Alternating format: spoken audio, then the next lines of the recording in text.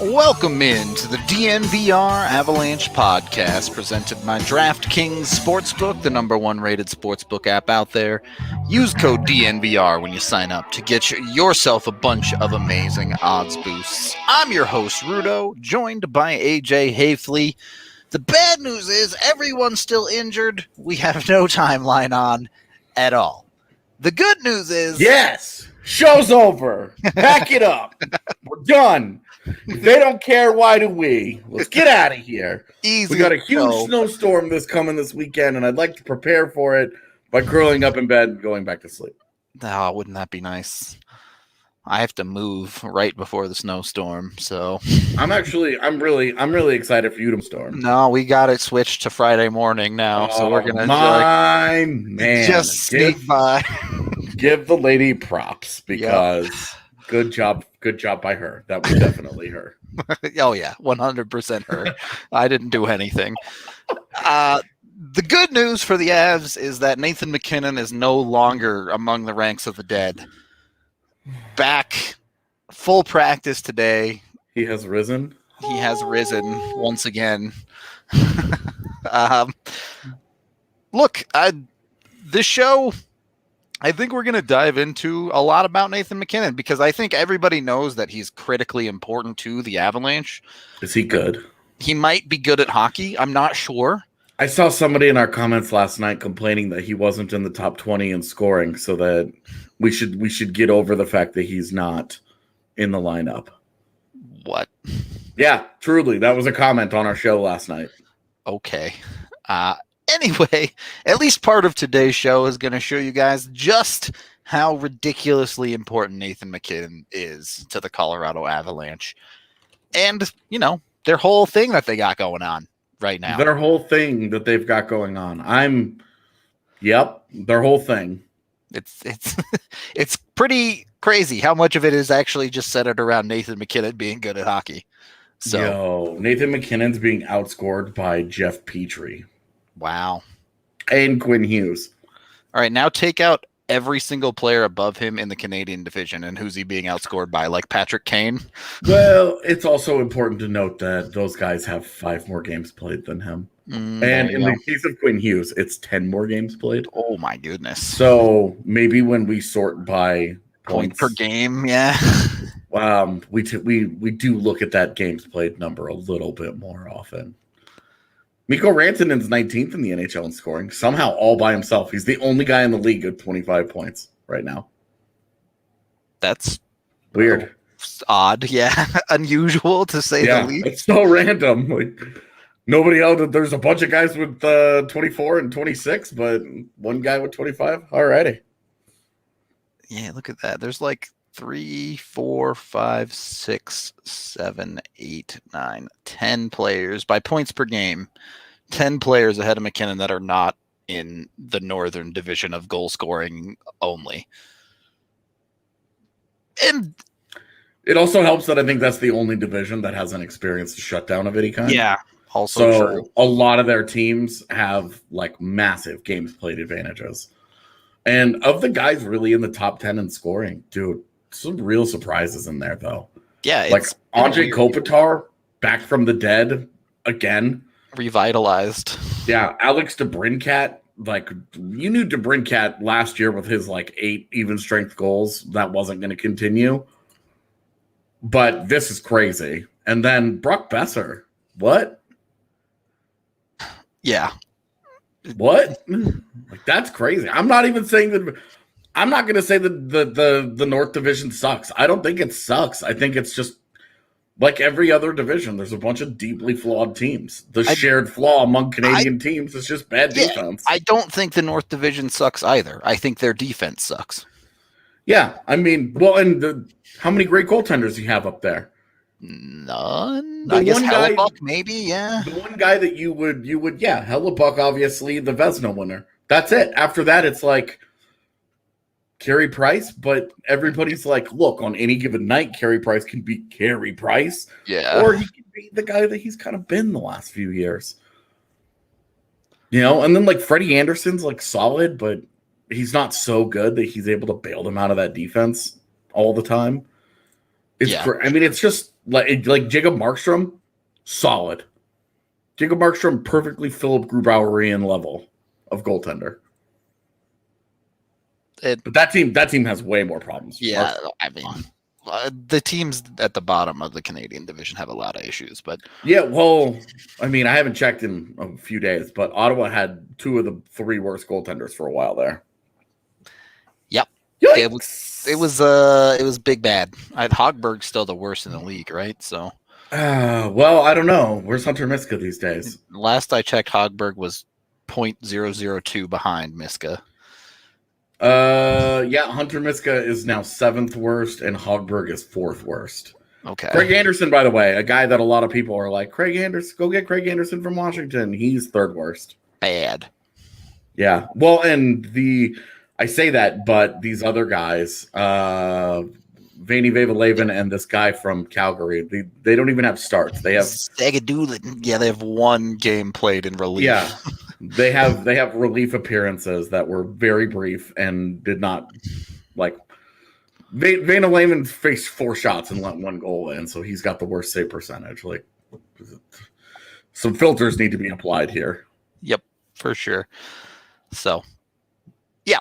The goalie situation is certainly interesting. I'm sure one we'll continue to talk about indefinitely, at least until we have more news on Pavel Francouz. But yeah, where is Matt Murray on this list? Oh yeah, 85 save percentage. That's bad. Dude, look at Husso, bad. Carter Hutton, bad. Martin Jones, awful. Oh, Aaron Dell is another one of those guys that we were like, oh, the Avs should totally claim this guy off waivers. So far, that's not going well. Yeah. Yeah, he hasn't played a game for Edmonton yet, has he? Because he has to quarantine, so we'll see if things change. Capo Kakinen shouldn't be a big surprise. I told people before the year he was the AHL goaltender of the year, and behind that defense, he was going to have a chance. Kakinen's good. He's on, what, a 7-game winning streak, like, individually right now, though? I don't know. Yeah, I mean, you always wonder, like, you're 14 games into a career. It's like, how real is this? Yeah. Yeah. So, we'll see. We'll see on Kakinen, but Minnesota's crazy. Their season is pretty hinging on Kakinen and Kaprizov. Well, it's contingent on some things continuing to happen at very, very, very high levels, which are tough to maintain across an entire season. So we'll see how it goes. I agree. I had this conversation in the DNVR lounge the other day a little bit as well, which, by the way, if you're not subscribed to the DNVR.com, go do it and get it on the lounge. Come say hi. But the one thing that Minnesota has that's going for them is there's no way their power play can stay this bad. They're rocking a 6.9% power play right now, which is just, you could not try and have a better power play than that. So, yeah, that's, I mean, again, the folks who think Colorado's power play is a problem. Yeah. And then you have that, and it's just like, there are multiple other teams flirting with a single-digit power play percentage. Yeah. And it's yikes, to say the least. I mean, if Colorado sits, if they roll at the 23.6% that they're at right now, I'm fine with that all year. Funnily enough, this actually plays into one of my graphics on the actual topic of the show today. Nathan MacKinnon coming back. Kind of a big deal for the Avs power play, as it turns out. The Avs score at more than twice the rate. Yeah, so for our podcast listeners, we've got a couple of graphs up on the screen right now that shows Colorado's power play offense with MacKinnon creates an expected goals for per 60 at 10.48 per 60. And then without him, it's 4.48 per 60. So a huge difference. It's a universe of difference here. And the quality of opportunities goes up so much just by putting Nathan MacKinnon on the ice for the power play.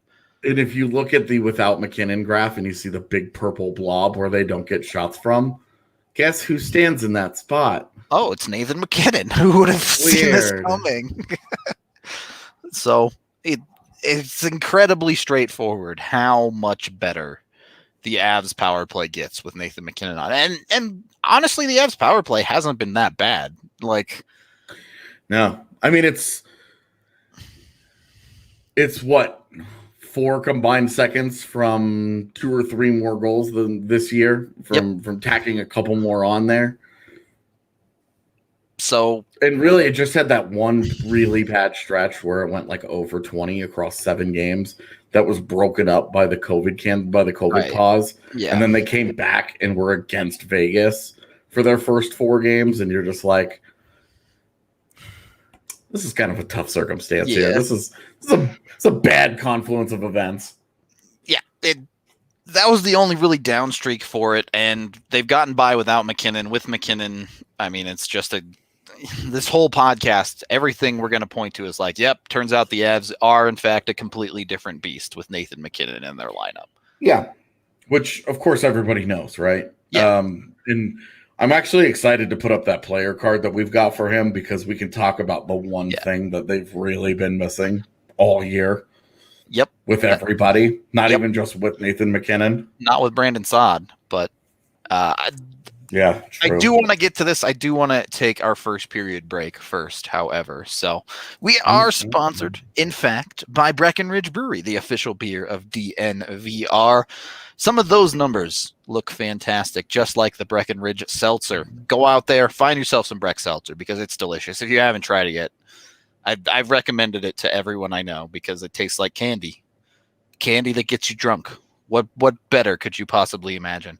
Find the Breck Beer Seltzer near you with the Breck Beer Locator online. Should be available at a local liquor store near you if they're not sold out. I know Ali Monroy had some trouble finding some because everywhere is sold out of them. So if you find it, get your hands on it. And we are also sponsored by Gabby Insurance. We're looking for ways to save money all the time, right? You are, I am, everybody is. So let me ask you this. How would you like to keep an extra $961 a year in your pocket? That's how much Gabby customers save per year on average on car and home insurance. That's why when I was shopping for car insurance, guess what? I'm looking for Gabby. We're moving right now. I'm gonna get my apartment renter's insurance from them. So jump on it, take a look. Probably will save you a lot of money. They take the pain out of shopping for insurance by giving you an apples-to-apples comparison of your current coverage with 40 of the top insurance providers, including Progressive, Nationwide, and Travelers. So no matter what you're looking for, they will give you a fair shake. Visit them today at Gabi.com. That's GABI.com/DNVR. Second period of the DNVR Avalanche podcast presented by DraftKings Sportsbook. Let's bring back up that graphic. Nathan MacKinnon is special. These are great numbers. Except for the ones that clearly aren't. Yeah, and the finishing and the goals for 60 are obviously directly tied in together. Yep.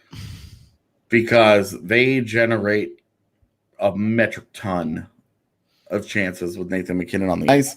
They've just struggled to finish this year. Yeah, we talked last night kind of briefly towards the end of the show about player shooting percentages and how this year a lot of the guys that you would expect to have good shooting percentages are struggling. You know, Nathan MacKinnon's shooting 6.4% this year.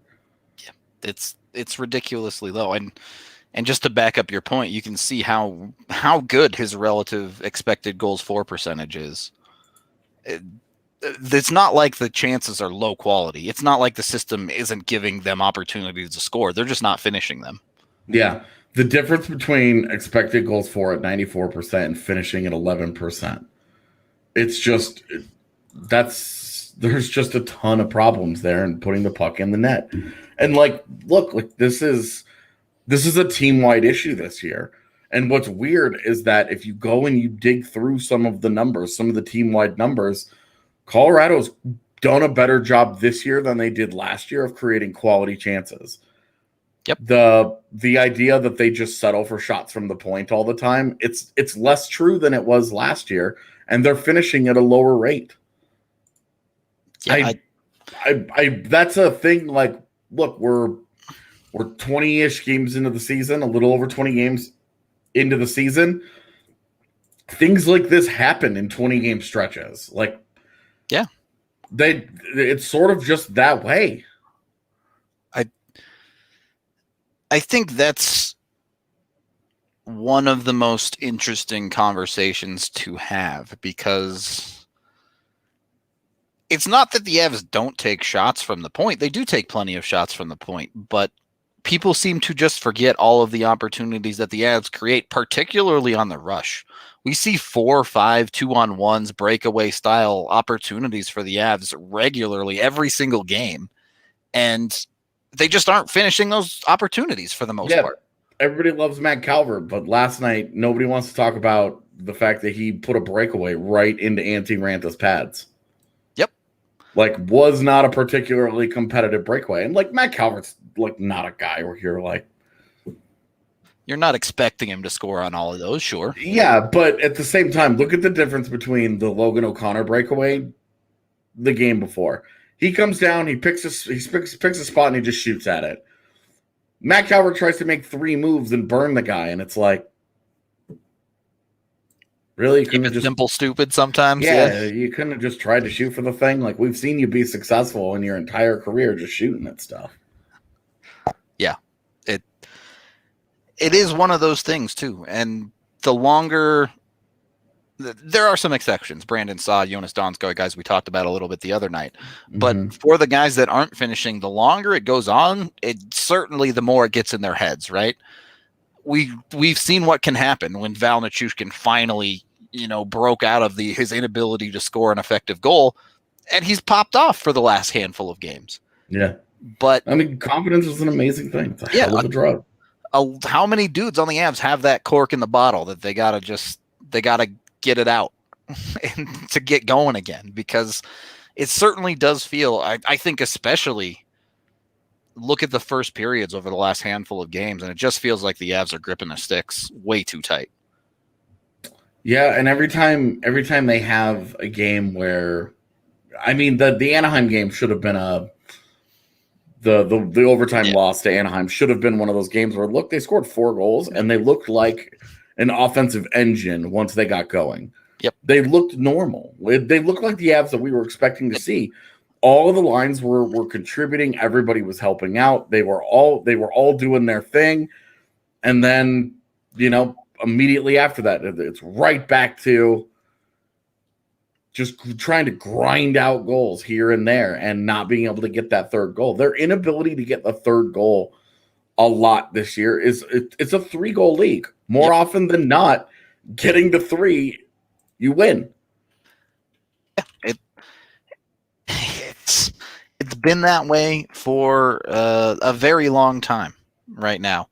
So NHL league averages for 2021, 2.96 goals per team per game. That's 3 on the nose, basically. So you get to 3, you should win a hockey game. It's kind of weird for the Avs, right? Because partially them not getting to 3 as of late has been because they don't get the start that they're looking for. Take last night's game against Arizona. Yeah, look, the Arizona side of it was nonsense goals.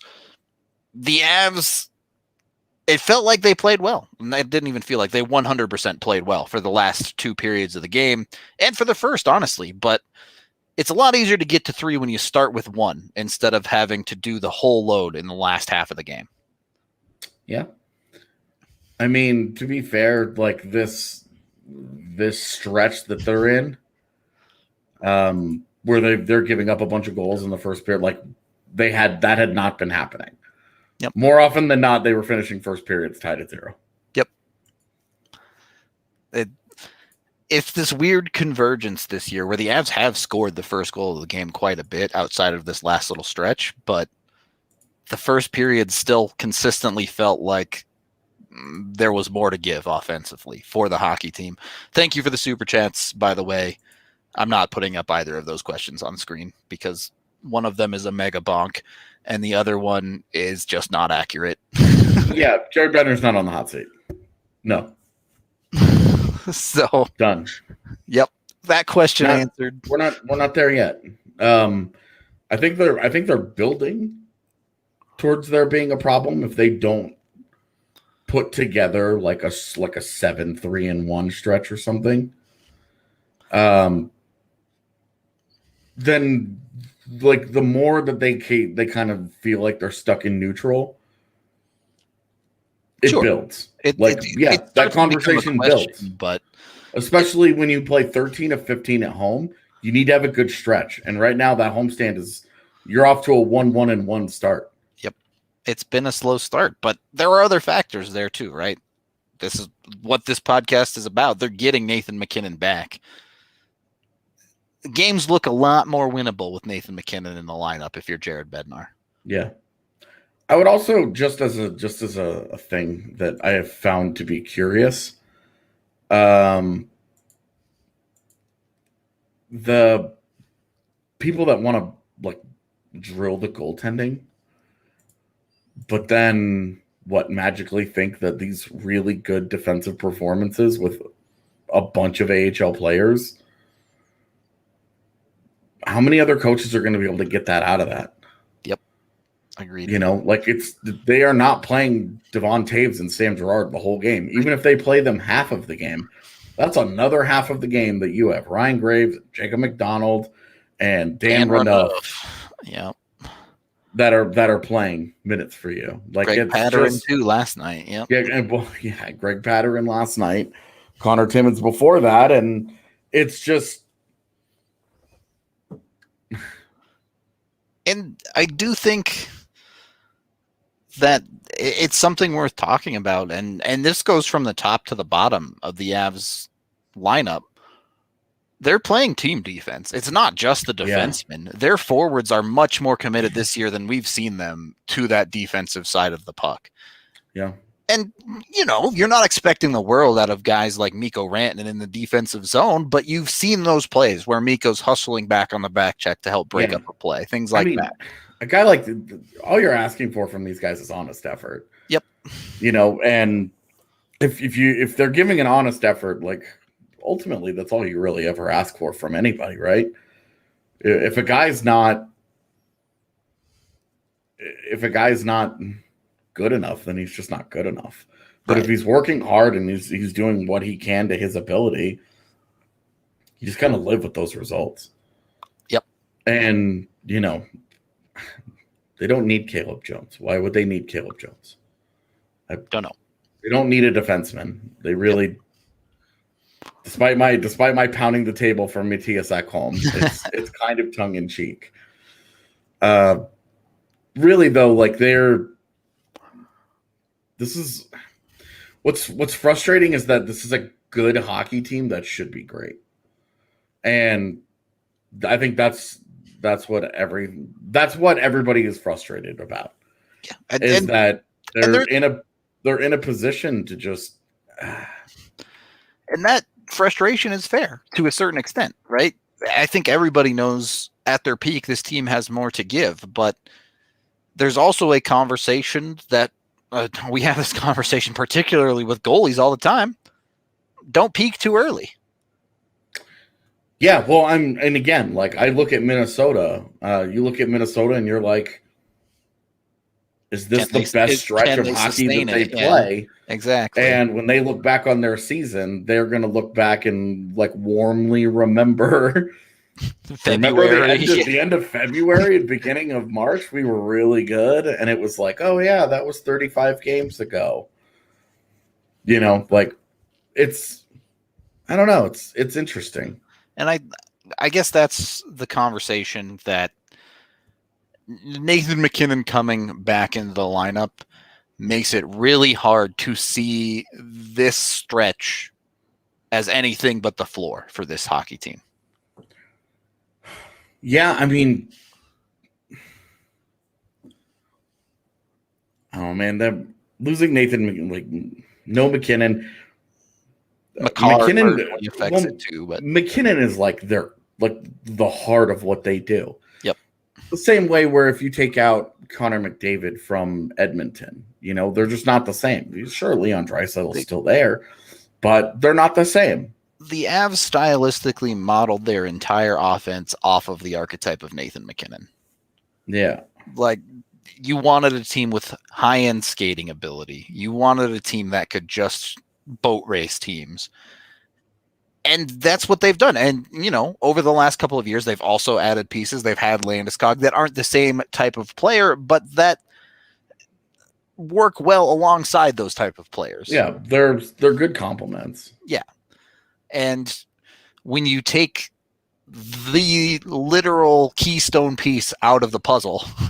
Yeah, it's tough. And we really haven't talked a lot about the impact of these injuries on the show. We don't really get too much into the injuries because, look, you're dealt a hand in life, as we all are. We're dealt a hand that we have to make do with. And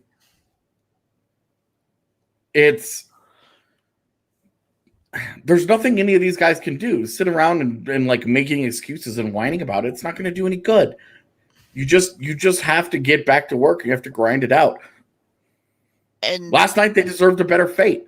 2 nights ago, 3 nights ago, the Anaheim one, you can't say that they deserved a better fate. Hunter Miska's part of the team. Yep. And Andre Burakovsky is part of the team. Mikko Rantanen. There was a lot of blame to go around for the collapse against Anaheim. I don't know where any blame goes last night. That's the other part of this, I think, is despite all the injuries, outside of the San Jose blowout and maybe the Minnesota blowout, the Avs have been competitive as hell with all the injuries that they've had. They took games off of Las Vegas with significant injuries to their forward core. Yeah, and in both of the blowouts too, you remember those were 1-goal games in the third period. Yep. It was 2-3 or 3-2 in the third period. It was very much a hockey game until the Avs let it slip away from them a little bit. Yeah, those are 2 games that got away from them. There has not been a game. I don't know. I think it's really the first game of the season against St. Louis and then the shutout against Vegas. Yep. In Denver for the fourth game of that series. Those are the 2 games where you can look at and you can say they just got their ass kicked. They were never really in it. Yeah. Yeah. They just got their ass kicked those 2 nights. And they split both of those series. So it was they got their ass kicked, but ultimately they came out of those series okay. And again, I'm actually curious. I haven't dove into this topic too much. To the people that listen to the podcast, to the people that are a bit more pessimistic on the Avs, where do you believe the floor for this team is? If this isn't the floor, where is the floor for this hockey team? Missing the playoffs. You see it in our chat every night. So I just don't I don't see how the Avs can miss the playoffs unless all of a sudden, MacKinnon isn't healthy anymore. And look, if Nathan MacKinnon was out the rest of the season and everything else, it's a very different conversation. Everything else is exactly the same. Missing the playoffs, I think, becomes in question. But with Nathan MacKinnon, without Cale Makar, I'm sorry, but yes, Cale Makar is an important part of the piece. I think Cale Makar is the type of player that takes this team from good to great. Yep. But we've seen Devon Taves and Sam Girard have stepped up to the point where you're they're just not missing Cale Makar the way that we thought they were going to. We didn't put Sam Girard on our Western All-Star team, and he immediately said, "You should have done that." Yeah. Instant regret from both of us. Yeah. But I just don't I'm not that concerned about them missing the playoffs. They have yet to have an under 500 stretch, an extended stretch of games. They've had a stretch where they've had 1 2-game losing streak. This is their second right now. Kind of their second, but with an overtime game involved in it. Yeah. You got two things that I would like to remind people of that kind of get lost in the regular season conversations. One, they're not playing for the Stanley Cup right now. The Stanley Cup is not something that you can win right now. You don't win it by doing anything regular season related. Okay? All they're playing for is to make the postseason. You cannot win the Stanley Cup right now. Nothing that happens in the regular season dictates you winning a Stanley Cup. Okay? And number two, you don't get to the postseason with wins. You get to the postseason with points. They don't count wins in the standings. They count points. That's where it starts. You could have a 56-point season this year and lose every single game. And you would be right in the heart of the playoff hunt. I do think this homestand is important. I do think the Avs it's hugely important. Pretty badly need to win the next couple of games. But in a world where the Avs lose the next 2 games that they play, as far as points percentage is concerned, they're still in the playoffs in the Western Division, even if they lose their next 2. Which would make this a 4-game losing streak. Arizona, they have 2 games in hand on and are a point ahead of. LA, they have a game in hand on and are 2 points ahead of. Anaheim, they're ridiculously far ahead of in every imaginable way, and same thing with San Jose. So when you actually dive into the points percentage, the games in hand the Avs have, and the situation in the division, the Avs aren't close to falling out of the playoff picture. It's not something that's realistically on the table. And I mean, even if they fall into 5th place in both of those categories, it's not like they're getting smoked. Right. It's not like they're so far behind they can't make up ground, especially because every single game is a 4-point game. I saw somebody earlier commented that the Avs found a way to lose an important game last night because it was the difference between having a 5-point lead on Arizona and a 1-point lead on Arizona. That's every single night, brother. Yep. Every single night. If the Avs win this next game against Arizona, when you only play division games, that's every single. That is just the reality. They went 1-1 in the Anaheim series, and both teams had 3 points. Yep. And if you walk out of every 2-game series with 3 points, you're doing well for yourself. You don't care what the other team does. Yep. It's just you have to accrue points. Is how they calculate who does this and who does that. Tiebreakers get down into wins, of course, but even then, you look where the Avs are, they're better off than some of their competitors. The Avs, they have more regulation wins than Arizona, Minnesota, and St. Louis. Yep. Because those teams are feasting off of overtime wins. Yeah, and the only one of those teams that has more rows is Minnesota by 1. Yeah, I mean, Vegas has 1 more regulation win than the Avs, but they've got 16 rows. The Avs only have 13. Vegas, another team that is feasting off of winning games in overtime. So,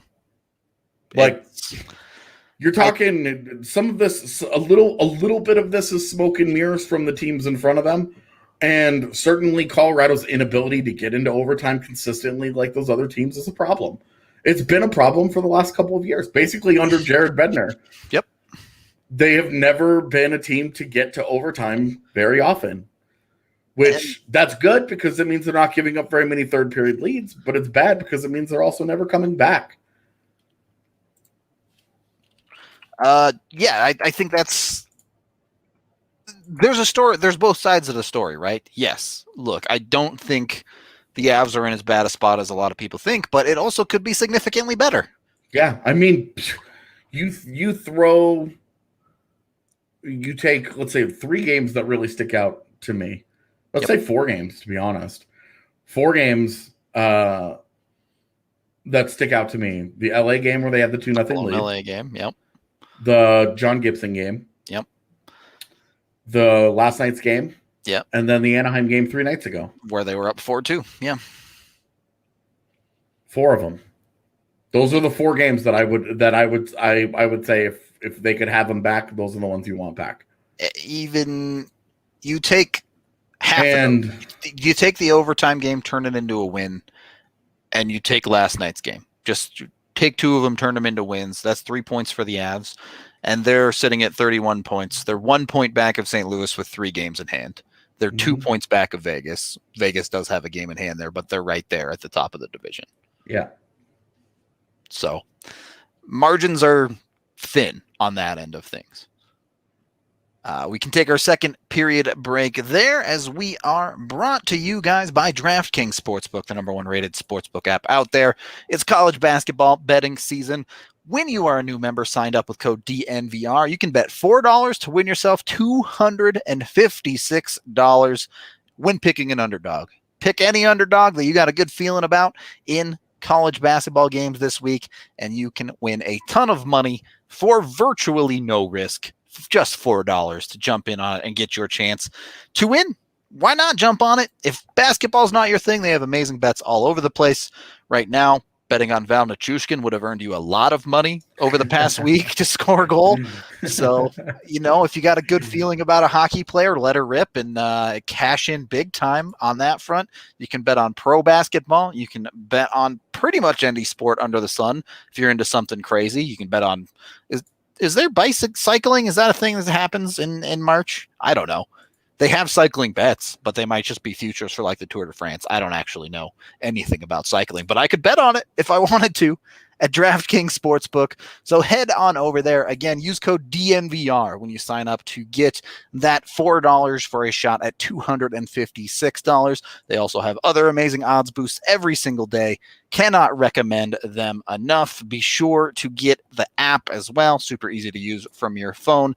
Jump on it. Must be 21 or older. Colorado only. Bonuses comprised of a first deposit bonus and first bet match, as well as other terms and conditions depending on your bonus. Deposits require 25x playthrough. Restrictions do apply. See DraftKings.com/sportsbook for details. Gambling problem, call 1-800-522-4700. Third period of the DNVR Avalanche podcast presented by DraftKings Sportsbook. AJ. What up, yo?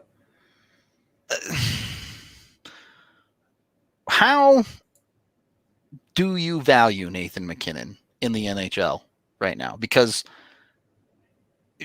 people can talk about whatever they want. He's not the MVP of the league this year. He won't be top 5. He's not part of the conversation. But I think there's an argument that he's the best player in the Western Division. He's got stiff competition this year, just given how things have gone. For sure. It's Mark he might Stone not. and Andrzej Kopitar and Mark Stone have both been freaking awesome. Yep. So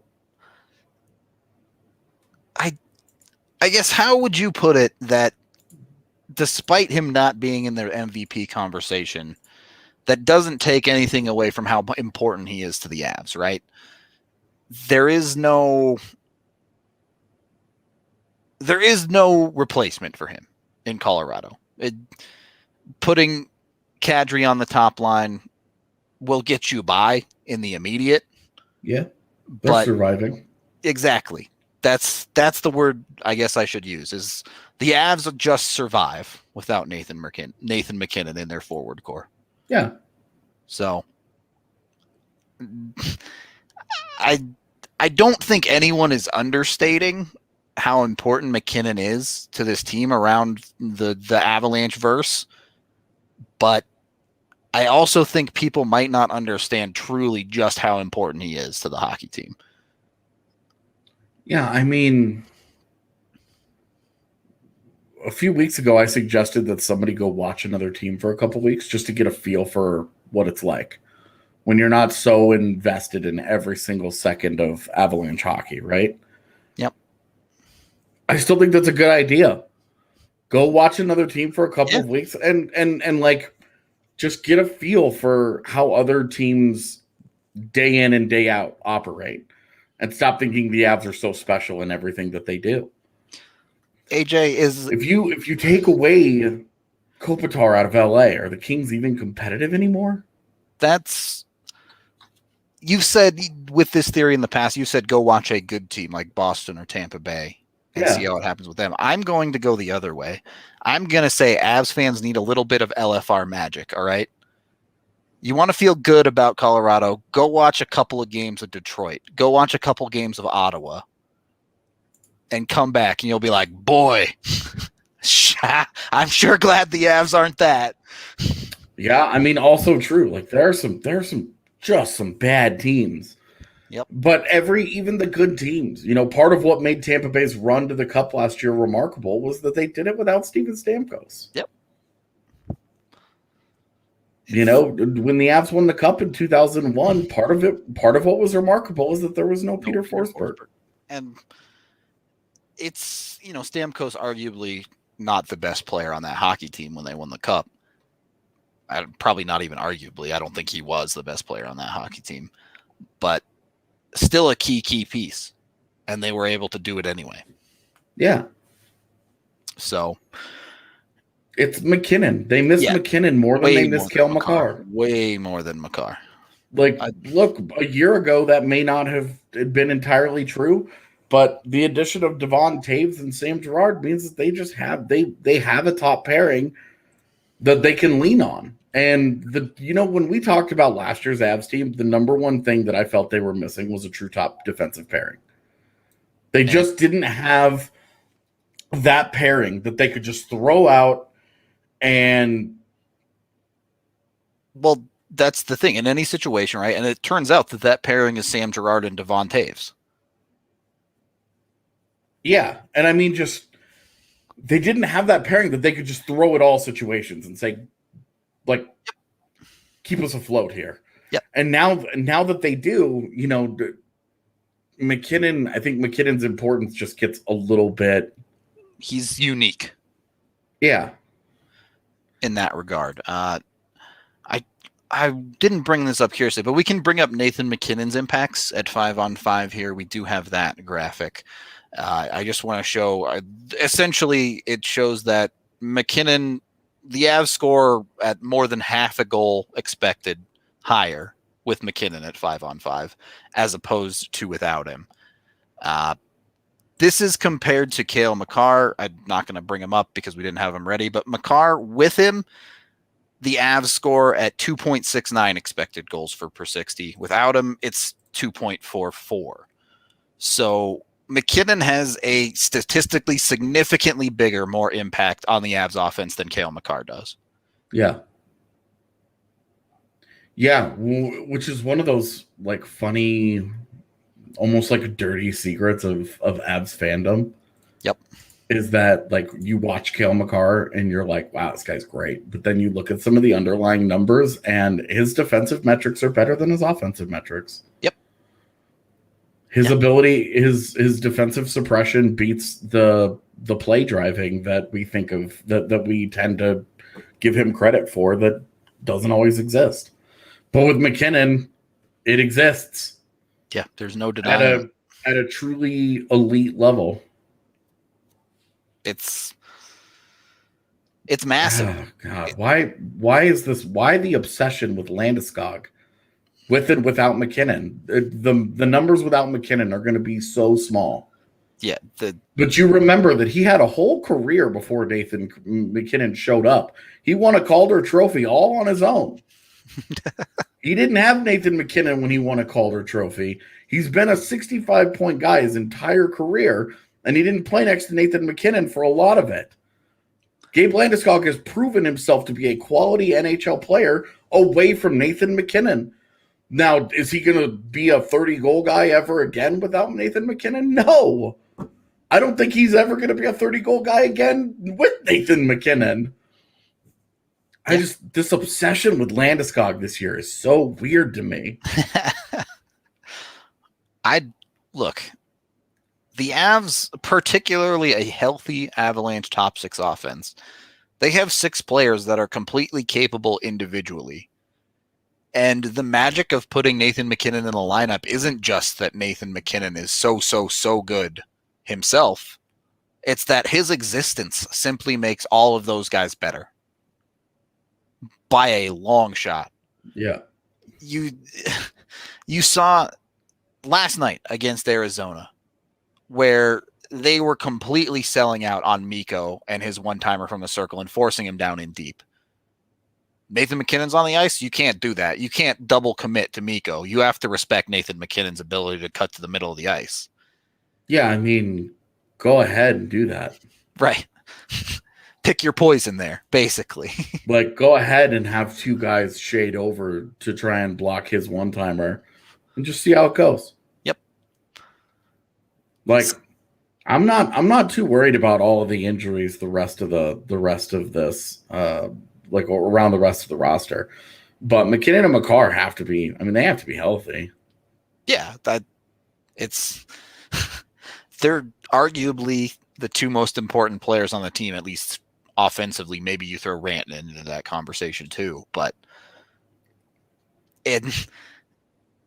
teams lose key pieces, but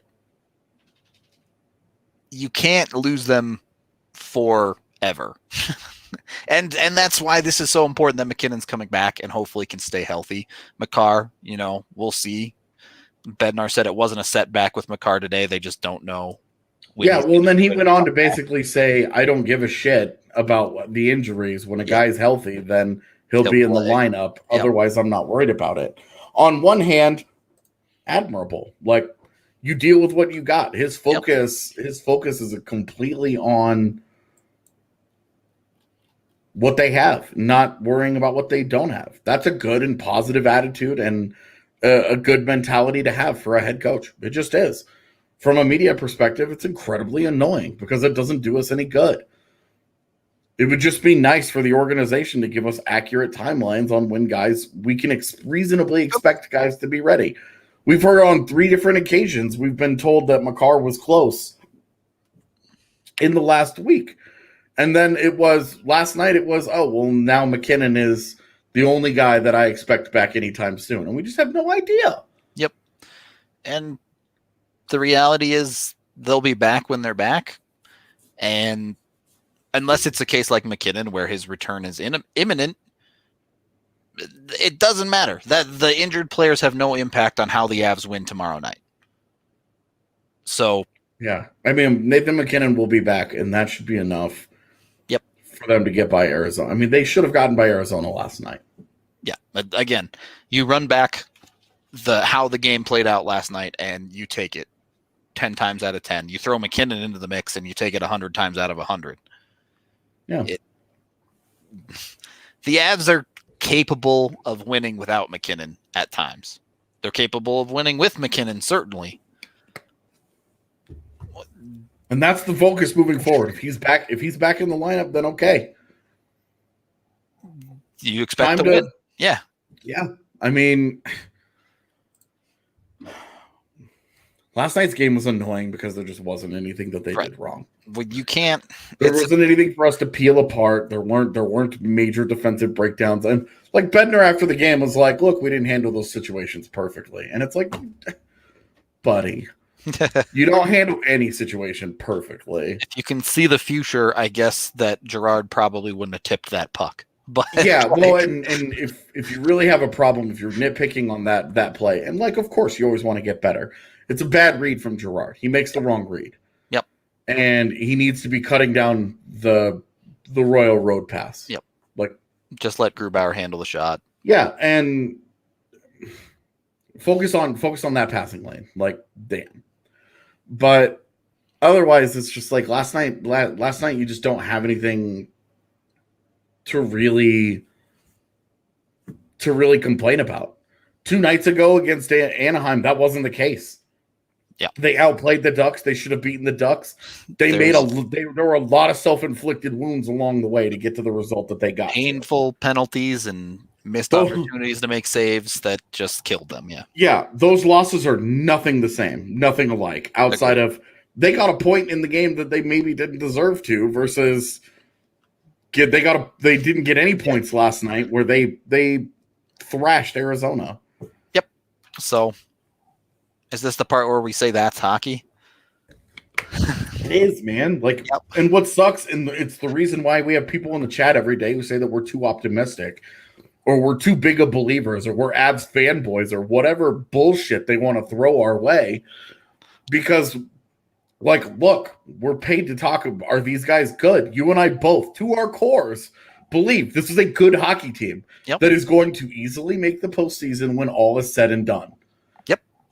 And then whatever happens from there will happen. I don't know what happens once they make the postseason. Maybe all these people are right and they get smoked in the first round. Maybe they win 2 or 3 rounds. Maybe they win the whole thing. We don't know what happens from there. But the two of us pretty strongly believe this is a good enough team to comfortably make the postseason. Yeah. And anything less is absolutely a disappointment. Yeah. But you're also, like, where we are right now, we're balancing the fact that, yes, the Avs have had a slower start than we would have anticipated, but that they're still in a good position. The Avs... Those are two things that are allowed to be true at the same time. The Avs haven't missed a playoffs yet. And we on this podcast are building the mountain of evidence of why we don't think they're going to miss the playoffs. Yeah. Everyone is well within their rights to think that the Avs might miss the playoffs this year. If that's what you think, power to you. You can believe that. I just don't agree with you. Yeah, pretty simple. I think it's as simple as that. Yeah. Yeah, and look, like, there are plenty of pockmarks on the team. The two of us aren't sitting here blaming injuries and saying that's the only reason that the Avs are where they are. One, we've never said that. Yeah, 2, we're never going to say that, because players have to go out and actually play the games, and that's what you judge the results on. But there are also things on the team right now that are going a lot better than the results are indicating. There are some things that are going to go the other way. We said that the penalty kill was due to start to come back to earth. And people were like, no, that unit is fine.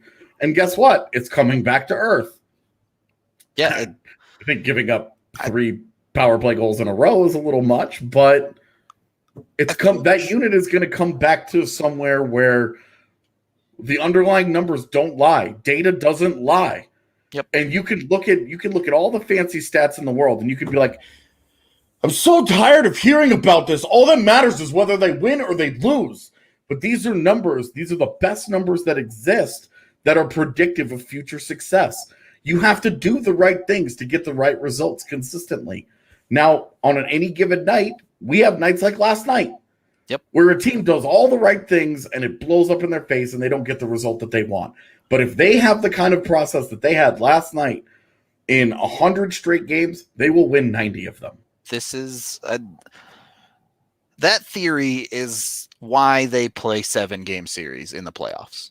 Is so if the Avs play 7 games like that one, Arizona doesn't win a series. They maybe win a game. Maybe they even win 2. But they're not going to win 4 if the numbers all look like that. Straight up. They're not going to, straight up. I mean, it's not. It feels like everybody is panicking because they're off to an okay start. A start that other teams would kill for. Be perfectly happy to take. Yep. I don't know that we're in kill for territory, but like if you're San Jose, would you rather be San Jose or Colorado? Like, obviously, you'd rather be Colorado. Even Anaheim, of course you'd rather be them. I think Buffalo would kill for the Avs start. It's not. So this comment right here is they're losing too many games that they shouldn't lose because they're a better team. The trending, they haven't lost a series yet, friend. Not one series this entire year have they really lost. I guess except for the LA series. No, they won one of those even games. That's 500, yeah. Yeah. So they have yet to lose an actual series this year against any team. Yep. Tomorrow will be a chance for them to, but we'll see how it goes. So this whole, like, the Avs are losing too many games and yada, yada, yada, like, we identified 4 games already out of the first. How many have they played? I really have got to figure this out. 23. Yeah. So we identified 4 games out of the first 23 that probably could have been flipped pretty easily the other way. Too many games. Like, yeah, okay. That's just under a fifth of those games.